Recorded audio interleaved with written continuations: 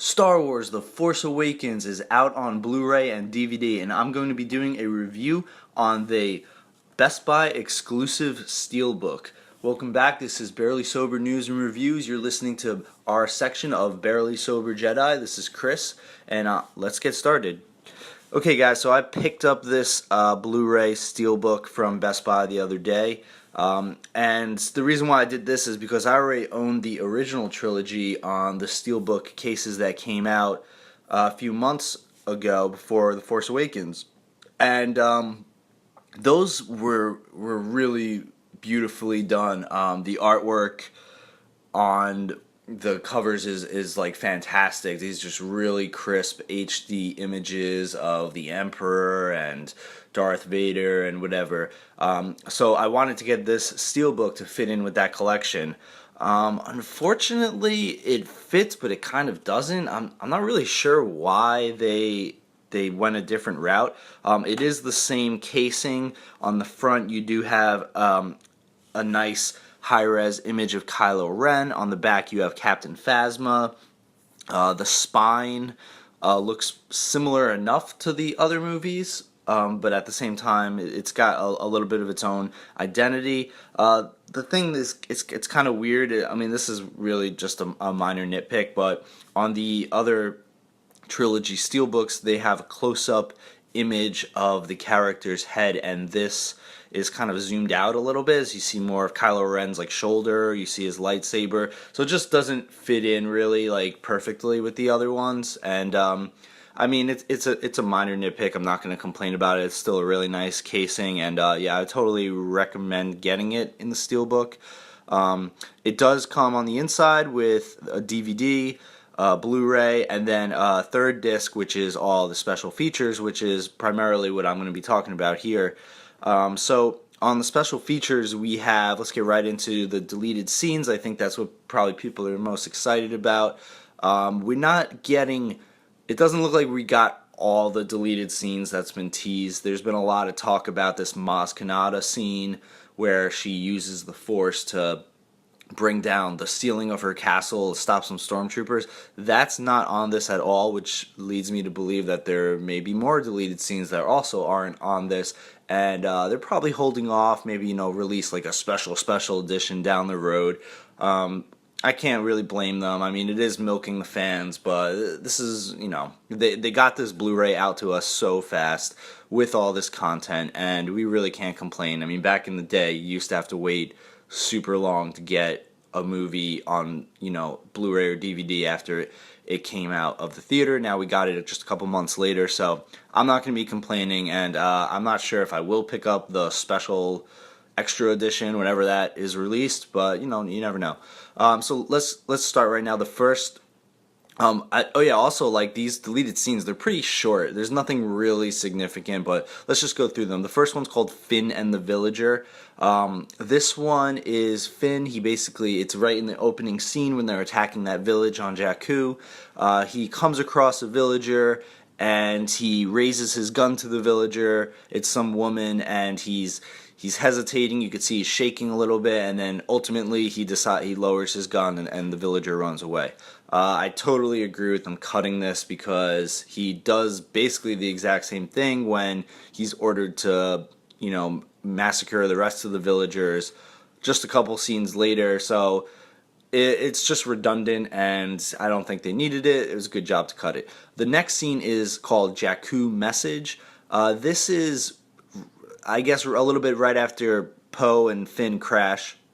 We get a message sent to the rebel base, and it's about Poe and BB-8's missing, this and that, and the rebel goes up to Princess Leia and gives her the news.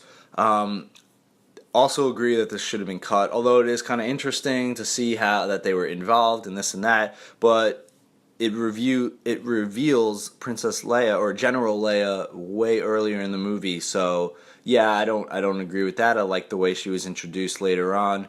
One of the things I really liked about The Force Awakens in general is that they didn't try to shove in the old characters just to have them there. They were confident enough in the new cast to gradually introduce the old cast.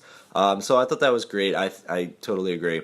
The next one is a quick little scene. It's called X-Wings Prepare for Lightspeed. It's just a bunch of X-Wings talking about going to Lightspeed. Could have been in, could have been out. I don't really care. It doesn't really mean much to the story, so whatever. Next one is Kylo Ren searches the Millennium Falcon. This one I actually find pretty interesting. This is after they crashed the Millennium Falcon onto the snow planet, whatever that was called. And Kylo Ren and a little like battalion of stormtroopers go and they board the Millennium Falcon, and Kylo Ren's walking around, and you could see he's got this sense of, of familiarity with it. He goes straight to the cockpit. He rests his hands on both of the seats, and he kind of bows his head, and you can just see that he's thinking, and he's in deep thought. And I like this scene. I wish they kind of left it in the movie. It adds a little more weight to the whole relationship between Kylo Ren and Han Solo, and I think it makes that climax at the end just that more impactful. So yeah, I kind of wish they left this one in. I'm sure they had a good reason to keep it out, but it would have been nice. The next is called Snow Speeder Chase, and this is also on the snow planet. This is Finn and Rey. They are running from a bunch of stormtroopers. They get into a snow speeder, and they have this little chase, and I think Finn is shooting and destroys the speeder that's chasing them. It's just a quick little action scene. The CGI wasn't completed on it yet, so it looks like very cartoony in the deleted scene. Also kind of interesting to see, the more raw version of it. But yeah, I mean, it could have been cool to keep this. Maybe they felt it was too close to the Han Solo Kylo Ren scene, and it just would have it wouldn't have fit tonally. But it would have been nice to see. It's always fun to see these things. But I also don't think they needed it. This movie was so action packed. It's not like they were sorely missing speeder chase. So, and then at the end there's this scene called Finn Will Be Fine. I like this scene. This is Rey and back at the Rebel base at the end of the movie, and she's looking at Finn, and she's really worried because he's all wounded. So I like the idea of this scene, but I think they cut it because whoever the woman is, and I forget, she is someone like related to the cast in some way, but this woman just like comes right in Rey's face really awkwardly and is like, Finn will be fine, with a big smile on, and she just lingers there really awkwardly. I laughed when I was watching this. I don't know, it was just so weird. So I guarantee that's why they cut it. It just didn't come off right. It was bizarre. I don't know, you have to see it to know what I'm talking about. So yeah, that's it for the deleted scenes. Like I said, not much of substance besides Kylo Ren searching the Falcon. So yeah, I mean, I see why they were all cut. I'm not.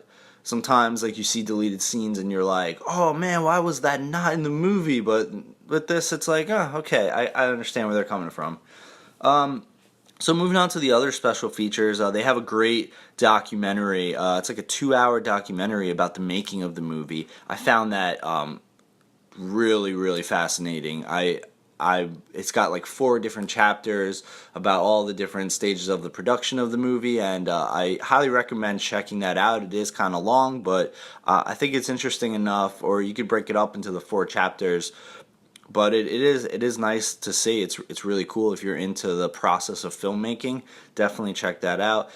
They have a little feature on John Williams and his score. That was also nice. So yeah, they go into industrial lights and magic and a little bit of what they do. So if you're into that stuff, I did not feel cheated. I really found these special features interesting, especially for a Star Wars movie and the big hype surrounding it. So yeah, I recommend purchasing this on Blu-ray, checking out these deleted scenes, these special features, and if you are going to get it on Blu-ray, it might be a couple dollars more, but I think it's worth the splurge, especially if you have the other Steelbooks, to get the Best Buy exclusive Steelbook while they last. Yeah, it's just nice to have that in the collection. I don't have the prequels at all, but I might maybe even invest in them just to complete the thing. Alright guys, well that's it for me. This is Chris from Barely Sober News and Reviews, and you were listening to Barely Sober Jedi. You can find us on Facebook, Instagram, Twitter. Just look up some Barely Sober News. And yeah, so like and subscribe, hit that thumbs up button. We'll be doing more videos soon, so hope to hear from you.